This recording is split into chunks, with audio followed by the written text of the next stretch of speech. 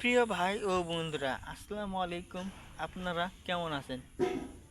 আশা করি সকলেই আল্লাহ তাআলার অশেষ রহমতে ভালো আছেন। তো প্রিয় ভাই বন্ধুরা, অনেকের ইচ্ছা রয়েছে আলু শাক খাওয়ার, কিন্তু খেতে পাচ্ছেন না। আপনারা হয়তো ভাবতেছেন আলু শাক কোথা থেকে পাবো। তো প্রিয় ভাই বন্ধুরা, আলু শাক পাওয়ার জন্য অবশ্যই আপনাদেরকে কি করতে হবে, গ্রামগঞ্জে চলে আসতে হবে। তার কারণ হচ্ছে বাজারে কিন্তু এখন আলু শাক পাওয়া যাচ্ছে না। তো আপনারা আপনারা যদি আলু শাক পেতেই চান, খেতে চান নিয়মিত, গ্রামগঞ্জের কিছু কৃষক রয়েছে, তারা তাদের জমিতে আলু শাক চাষাবাদ করে নেয়। মূলত শাক খাওয়ার জন্যই তারা আহ, আলু গাছ রোপণ করেনি, আলু খাওয়ার জন্যই। এই যে শাকগুলো দেখতে পাচ্ছেন, এই গাছগুলো দেখতে পাচ্ছেন, এগুলো হলো মিষ্টি আলু।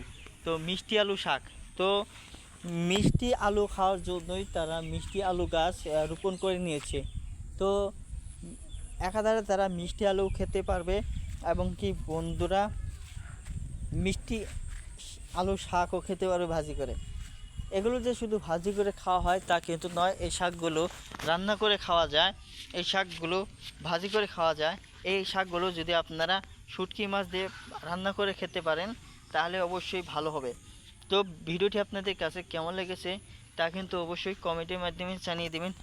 ধন্যবাদ আপনাদেরকে।